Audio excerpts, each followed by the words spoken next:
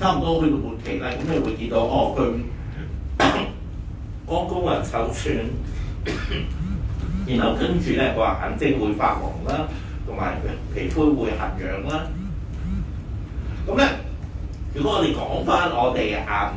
腫瘤科啦，我哋專醫肝癌嘅醫生，我哋知道咧，其實咧肝癌咧其實係一個都係幾嚴重嘅病嚟嘅。咁咧，因為咧點解肝癌咁嚴重咧？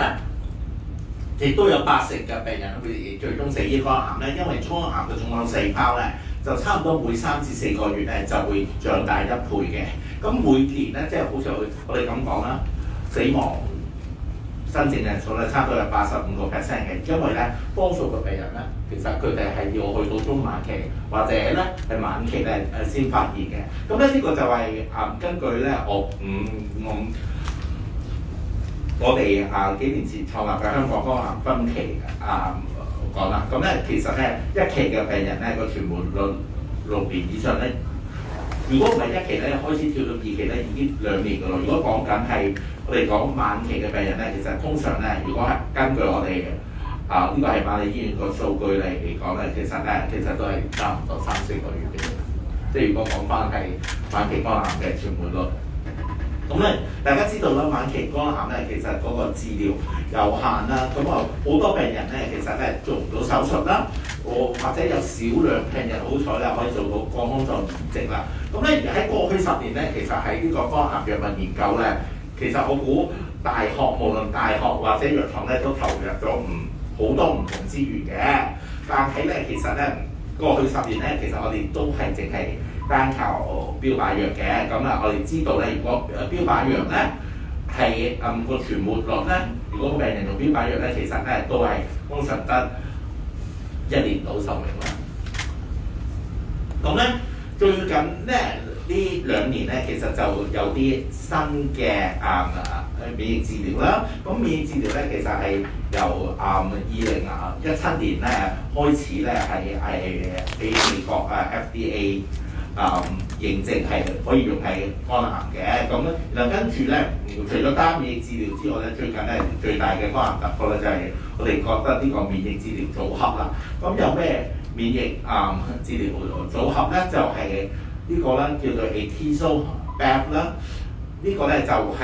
現時唯一個免疫組合咧，就由呢個美國 FDA 認證咧係發現係可以咧延長病人壽命嘅。咁其實佢個機理係點嘅咧？咁 Atezo 咧其實係一種我哋叫做 PD-L1 inhibitor 啦。咁咧其實咧原本咧，如果個病人有癌症嗰陣時咧，佢嘅癌細胞咧有個呢個叫做 PD-L1 受體，佢會黐埋呢個 PD-1 嘅。咁佢會令到咧身體入邊咧呢個免疫細胞 T 細胞咧係發揮唔到作用嘅。OK， 咁咧呢個Atezo咧個作用咧就係咧佢係去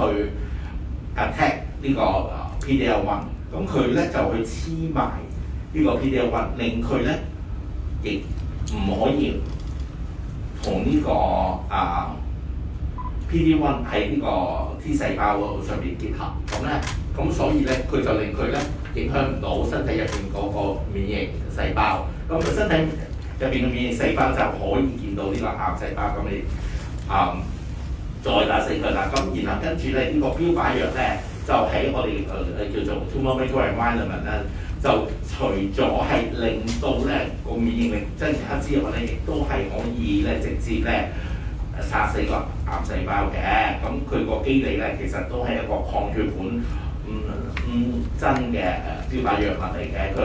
可以咧自己咧都可以咧切斷呢個癌症嘅血管供應。咁如果佢冇晒血管，即係冇晒營養嘅，咁個癌細胞會自然死啦。咁咧其實點解我哋喺醫學上咧呢個免疫組合一個大突破咧？咁如果你睇翻咧呢個數據啦，咁如果相比於第一代嘅標靶藥啦，用咗10年啦，咁嗰啲病人咧以前咧就發現咧，如果佢淨係用第一代標靶藥嘅，就係我而家指住呢條線啦。咁咧其實佢哋嘅中期存活率咧得13個月嘅啫。如果佢用呢個新嘅免疫組合咧，就係、上邊呢條深藍線啦。咁佢個存活率咧，其實你見到咧就明顯多好多嘅喎嚇，即係明顯得多差唔多6個月咁滯嘅。咁你睇翻呢喺呢個 curve 入邊咧，其實咧anytime point 咧，啲病人咧用呢個免疫組合咧，其實佢個存活率咧都係好過齋食嘅標靶藥嘅。咁如果你再睇下呢個冇惡化嘅中位數咧，咁佢由呢、個即係下邊呢個咧，佢由呢個原本食標靶藥得4.3增加到6.9中期嘅存活率啦。咁咧總括嚟講啦，我就唔講太複雜嘅統計數據啦。咁啊即係講緊咧，如果我哋用呢個新嘅組合咧，其實咧有效降低慢性肝炎惡化率咧，差唔多有35%啦，死亡風險咧都可以降低啦34%嘅喎。咁啦，亦都見到啦，如果嗰啲病人咧，呢、個就係咧一個我哋帶頭做嘅數據咧，就係喺華人，即係喺研究組別入邊咧嘅所有華人，究竟咧佢有幾多 benefit 咧？我哋見到咧下面呢條紅色 curve 咧就係食緊標靶嘅病人啦，上面嗰條 curve 嘅咧就係、用緊呢個免疫組合嘅病人啦。發現咧，如果用一個免疫組合咧，喺華人嚟講，喺呢個研究入邊咧，佢個中性嗰個生存時間咧，差唔多有2年嘅喎。相對於標靶咧，係得少過1年。咁點解我哋覺得重要咧？你記唔記得我哋頭先講緊我哋瑪麗醫院嘅數據，以前嗰啲癌症病人其實通常末期肝癌嘅都係4至6個月生存率嘅。咁咧，如果有個組合可以將個病人咧嗰、個中期生存率咧去到2年咧，其實咧都係一個好好嘅進步啦。我哋覺得嚇。咁咧based on 我頭先 show 俾你睇嘅數據咧，其實全世界無論呢個美國食品及藥物管理局啦，歐洲藥物管理局咧，都其實咧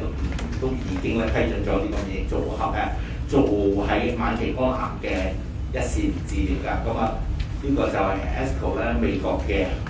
臨床指引啦 ，ISCO 啦歐洲臨床指引啦，連我哋中國原發性肝癌、日本嗰啲組織咧，全部都係approve咗呢個做一線治療嘅。咁講緊香港嗰、個肝癌資助咧，其實我哋而家咧，其實通常咧喺醫管局入邊咧，個肝癌資助咧，其實都淨係認證個標靶藥嘅嚇。咁我哋咧其實都好多大部分嘅病人咧，如果佢要用呢個免疫組合咧，其實佢都係要自己揞荷包攞出嚟嘅。但係其實如果你相對於歐洲同埋美國咧，其實呢個免疫組合咧，其實都用咗1.5年2年㗎啦。好，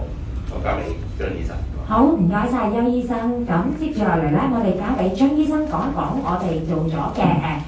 肝癌患者對於最新治療嘅認知同埋睇法嘅問卷調查。唔該，張醫生。好，大家早晨。咁我哋呢個問卷咧係肝癌患者對最新治療嘅認知同埋睇法啦。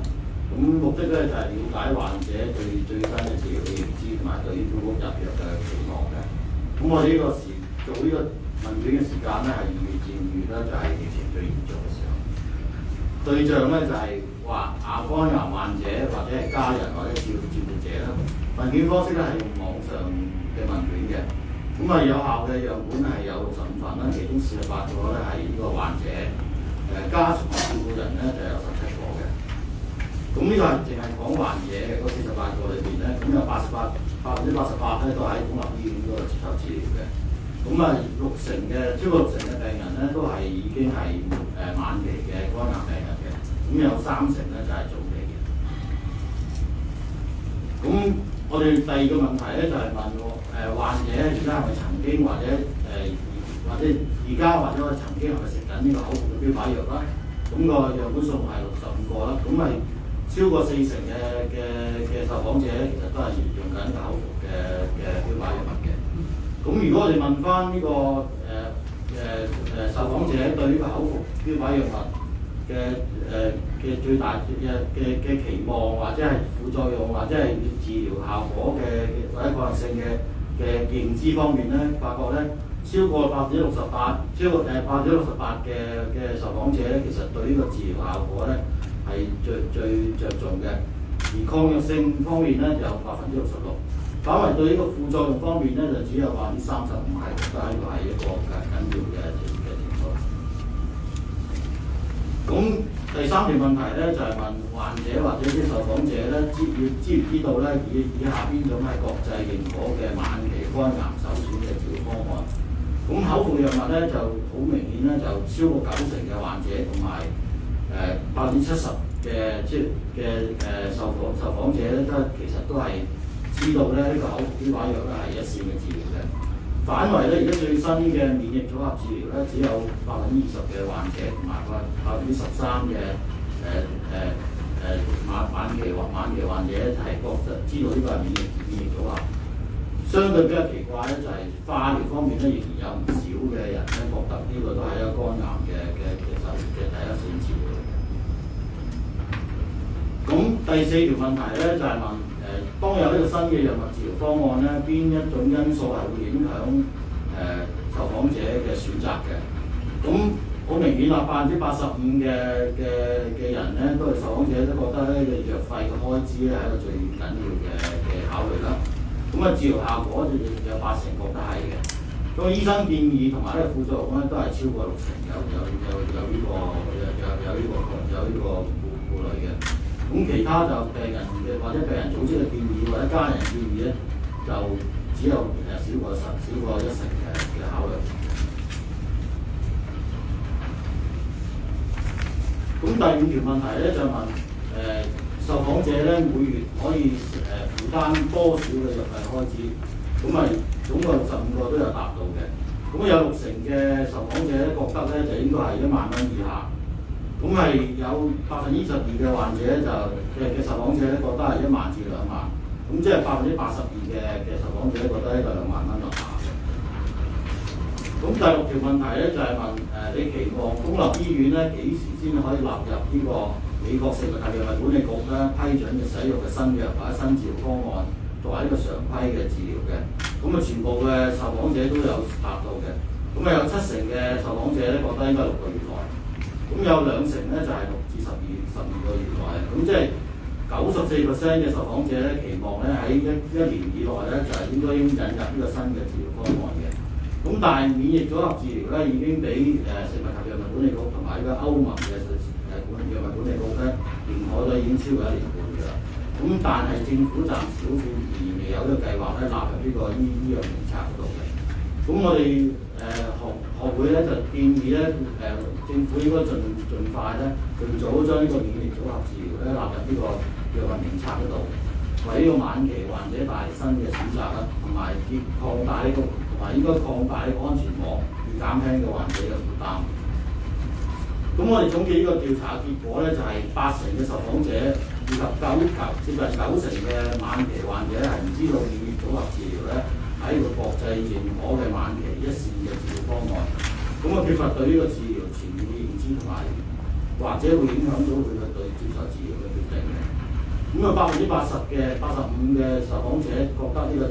藥費開支啦，80%受訪者覺得呢個治療效果咧係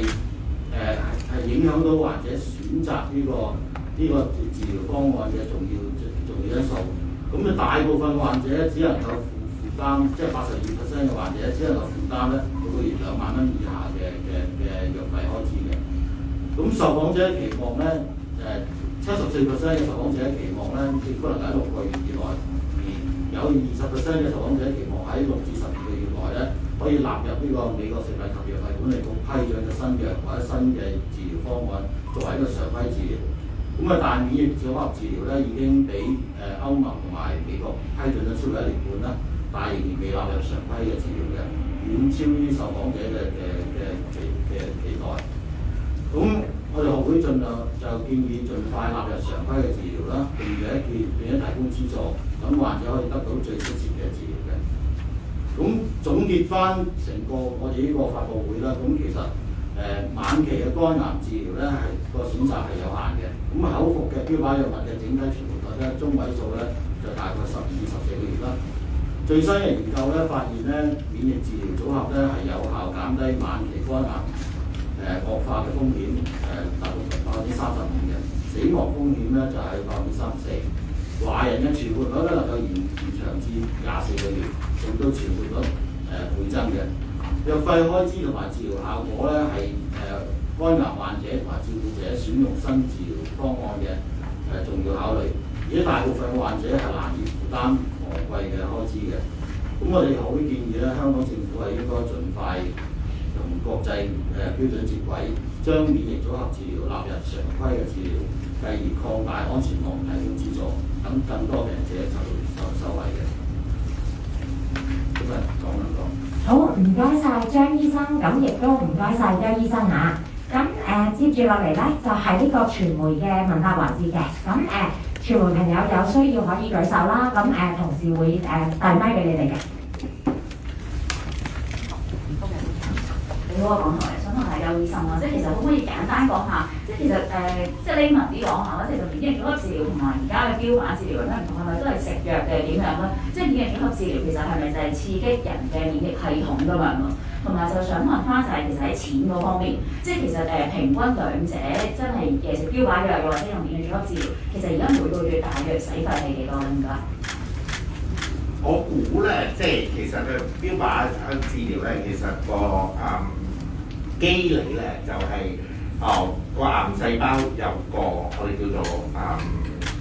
機理咧，佢就係用啲標靶藥咧，好簡單咁講咧，就係去打死個癌細胞嘅。OK，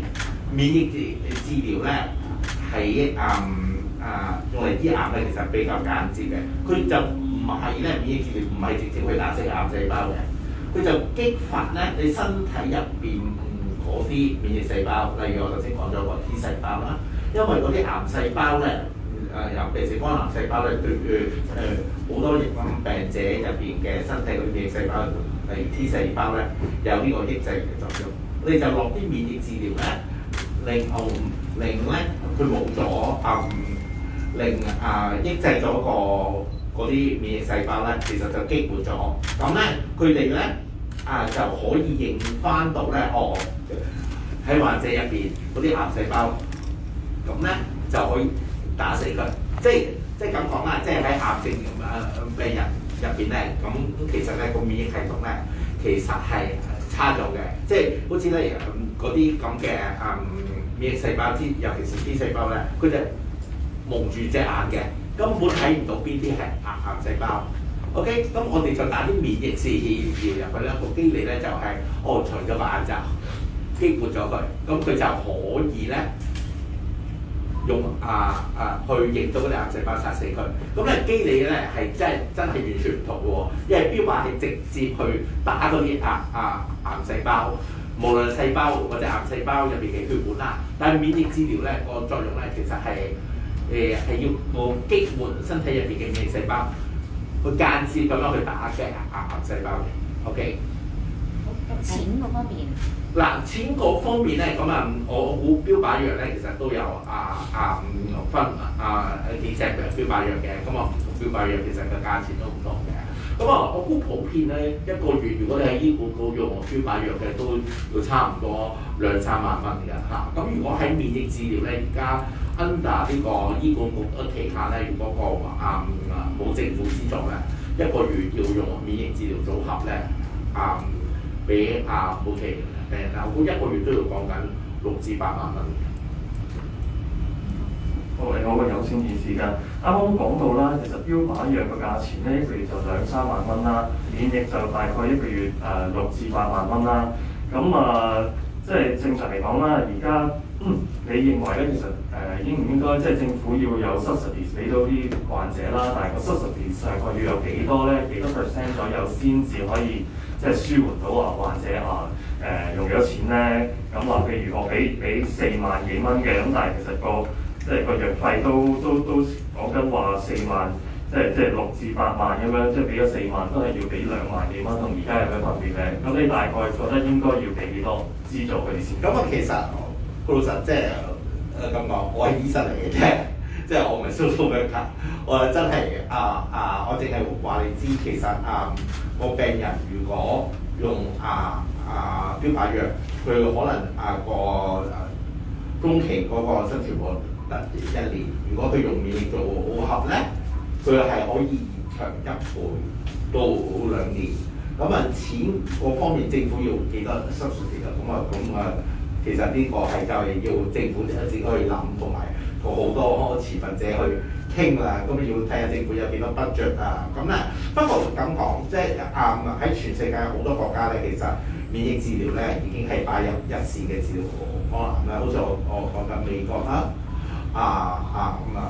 加拿大啦、歐洲成個歐洲啦，even 喺台灣韓國新加坡嘅免疫治療咧，其實都係一個光南嘅組合嘅。咁我哋香港作為一個發展即係一個好先進嘅城市咧，其實都應該 consider 跟隨其他發展中發展國家嘅部分嘅。咁希望多啲病人咧，其實係可以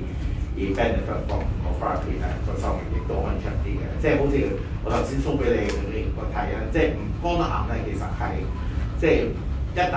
一知道咗咧，其實咧，如果你冇好嘅治療咧，其實最終你有80%個病人都係會死嘅嚇。咁即係睇政府要同持份者去negotiate嘅，我就真係好難講嘅。都想補充翻，而家醫管局咧大約係3至4萬做嗰個免疫組合治療。OK。補充翻。OK。醫護差唔多3至4萬啦，或者3至5萬。咁要 depends on 嗰啲病人嗰啲體重身高嗰啲。好，下一位記者朋友。其實都唔係相差好遠。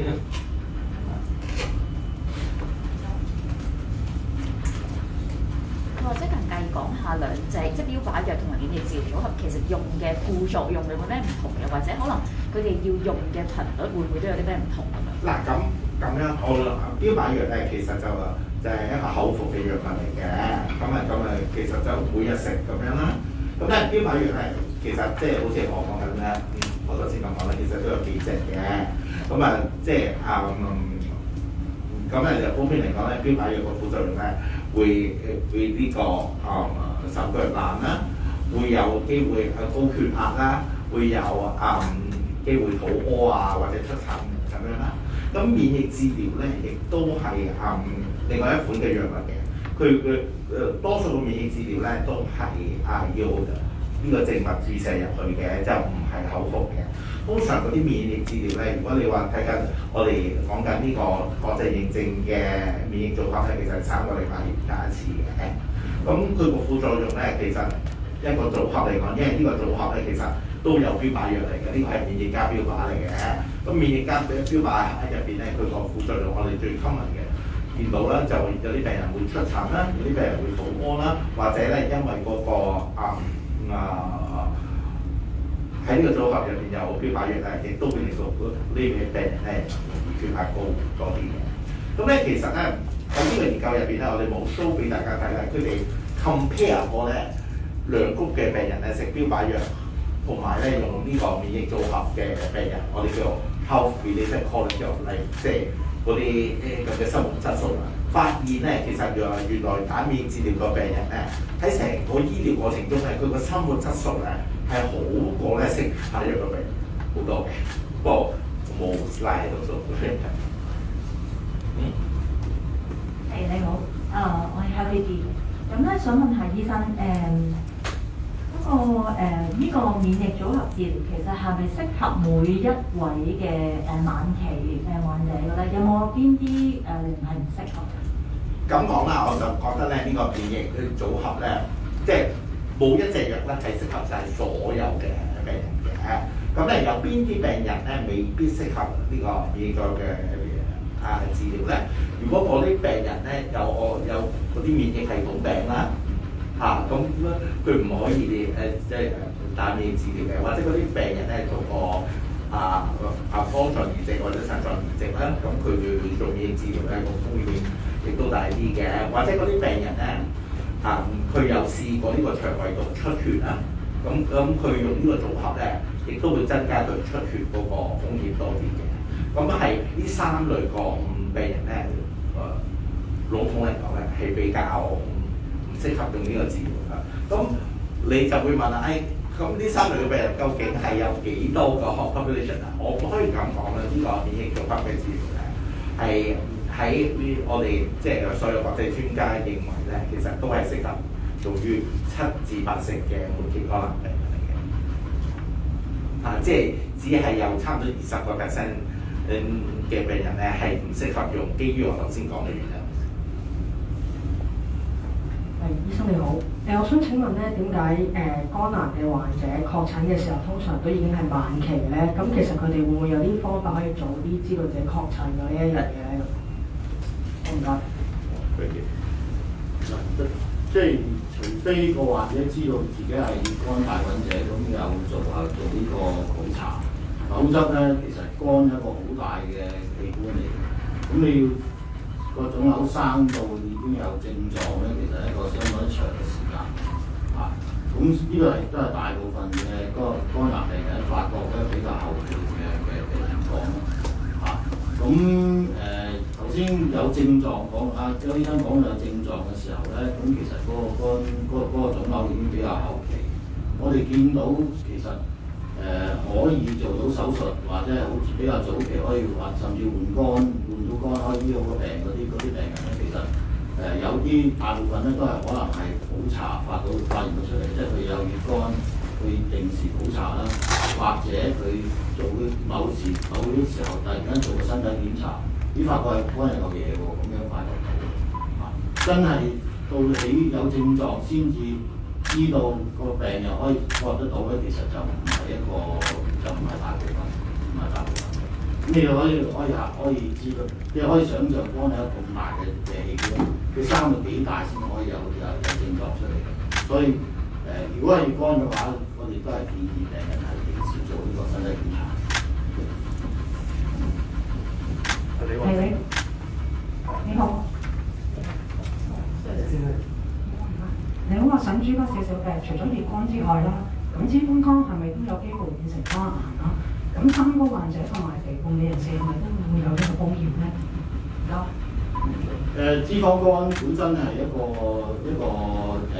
致肝癌嘅危險嘅，不過佢個危險咧比乙肝或者肝硬化咧係會細啲嘅，因為脂肪肝咧如果係嚴重脂肪肝到最後都會變成啲肝硬化咁結果嗰條路都係去翻嗰度。即係因為肝硬化令到肝細胞受損，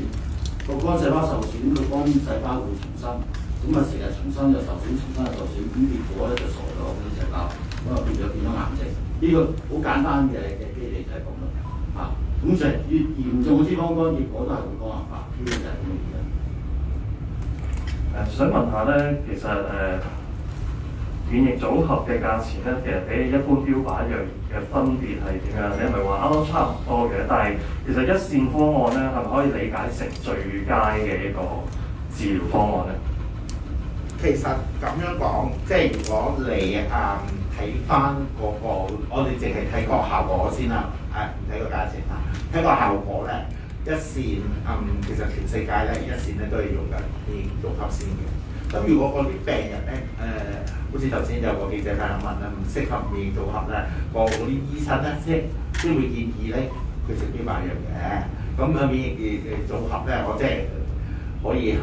同大家講喺美國、歐洲同埋好大部分嘅亞洲國家咧，其實都係一個最先嘅治療嚟嘅。然後跟住你問喺其他國家有冇人用？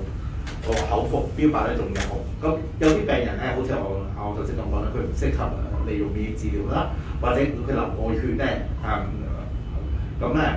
佢就會選擇用其他嘅一線治療咯。咁你問個價錢，咁我頭先講過啦，即係個免疫組合咧，其實價錢如果喺醫管局咧都係可能3至4萬蚊啦，咁個標靶藥咧可能都係萬零2萬蚊度啦嚇，咁即係個價錢，即係睇你點睇咯。即係我又覺得爭1-2蚊就差唔多，可能政府又覺得如果有咁多病人爭1-2蚊，其實又好significant嘅，咁所以呢個真係見仁見智。不過即係如果係效果咧，即係如果站喺病人嘅立場咧，其實如果你打免疫組合咧，你個生存活率會高1倍，你個副作用又少啲，咁其實喺病人個立場咧，免疫組合暫時嚟講都係一個最好嘅方案嘅。想問而家咧，醫管局有幾多病人用緊免疫治療？嗱，其實我就唔代表得醫管局嘅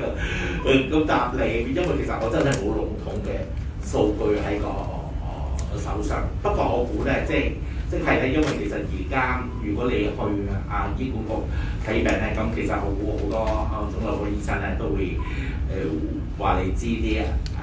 數據啦，即係話免疫組合你可以有2年嘅存活率，然後跟住咧如果係標靶藥咧，你可能1年，但係標靶藥咧係由政府嘅資助嘅，但係免疫治療咧就冇嘅。咁我估其實都係好多時咧，就係要嗰啲病人真係經濟上負擔到，佢先可以用嘅。咁你問我有幾多，我真係一刻答唔到你。不過我覺得就越用越多啦，我嘅 impression 因為大家見到嗰啲數據咧，即係免疫組合咧，就真係可以咧提升嗰個生存率2倍咧。咁喺病人角度嚟講咧，係一個幾好嘅治療嘅。但係既然你講到話，即係呢個免疫治療好好，但係即係外面都用緊啦，有冇了解過話點解政府過咗即係批准咗1年半之後，其實都冇再冇引入到呢一種嘅治療方法咧？有冇了解過點解政府唔引入？咁我覺得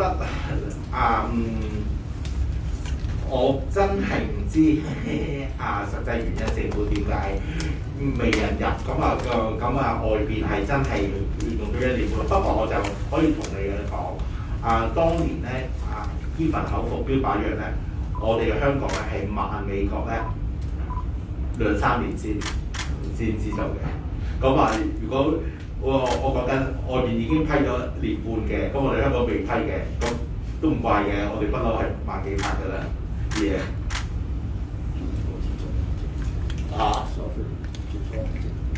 最初唔係政府㗎，係即係張醫生啱啱提到話，即係口服嗰隻標靶藥都要2-3年先，政府慢慢嘅講下，唔係咪2-3-4年添？因為嗰陣時我去講嘅，嗰陣時我去講啫。所以係咯，我哋而家1年半啫。不過即係希望咧，因為咧，其實我哋講緊點解我哋覺得呢樣嘢係重要咧？因為大家知道啦，香港肝癌病人其實係多嘅，咁亦都係好多病人咧，最終係會死於肝癌嘅。亦都治療肝癌個方法咧，其實又唔係好多嘅。咁如果你揾到個治療，其實係可以令到個存活率高1倍嘅咧，咁我覺得政府其實都係應該考慮嘅。你好，醫生。咁就而家知道嗰個治療方法係咁好啦，但係點解頭先個 survey 嗰度咧睇到只係得13%，即係嗰啲病患者會知道所有嘅治療方法咧？呢個我就希望今次發布會之後多啲人知道，因為冇呢個信息，冇呢個資訊，冇辦法真係，同埋因為呢個免疫治療加呢個標靶嘅組合咧係比較少病會咁用嘅，咁所以可能大家都少接觸到。我嘅意見就係咁。即係我補充幾句啦。咁即係喺我哋臨床上咧撞到啲病人咧，其實好多病人咧，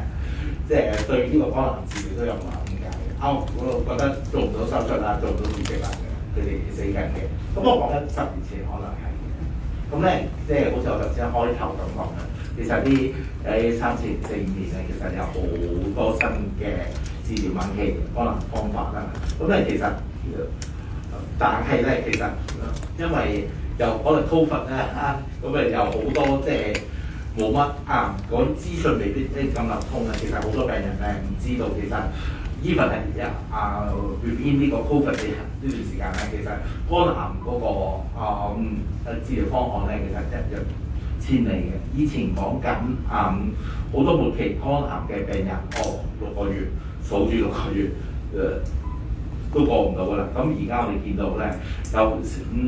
有啲肝癌個病人咧，開始咧個病咧，好似變咗一個慢性病咁樣啦。就算佢醫唔好咧，佢都控制得好好嘅。醫生你好，health tech 咁想問一問咧，就係頭先提過啦，採用免疫治療組合嘅話咧，嗰個存活期係可以去到2倍啦。咁其實臨床上有冇一啲係真係咁好效果，可能係去到2年，即係係咯，即係 exceed 超過2年嘅咧？嗱，如果你問我我頭先話你知個效果咧，其實係一個中位數嚟嘅，2年係個中位數嘅。咁咧，其實如果你睇翻條 curve 咧，我就想 show 個條 curve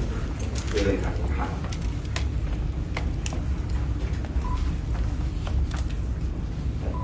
係啦，我哋不如淨係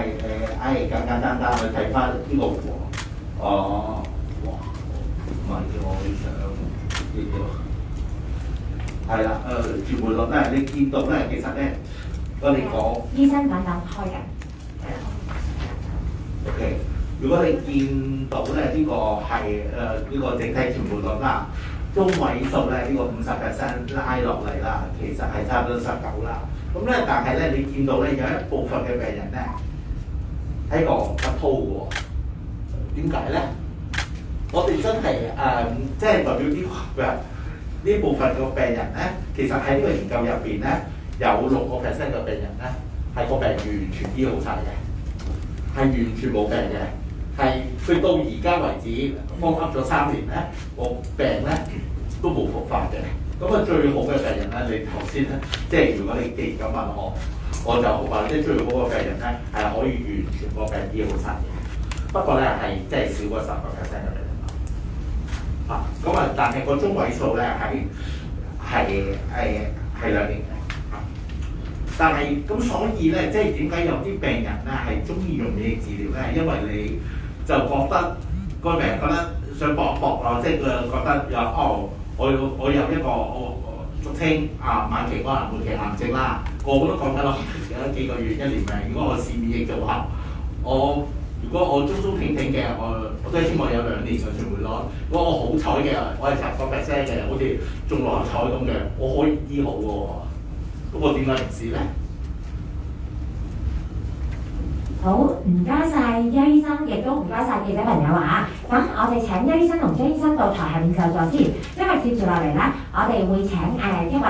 個案出嚟同大家分享一下佢即係使用呢個免疫組合治療以及中間嗰個過程嘅。咁呢個時候咧，想提一提記者朋友啦。咁我哋嘅個案分享咧係唔影相嘅，咁亦都唔拍片嘅，淨係出聲嘅啫。咁請同事嗰個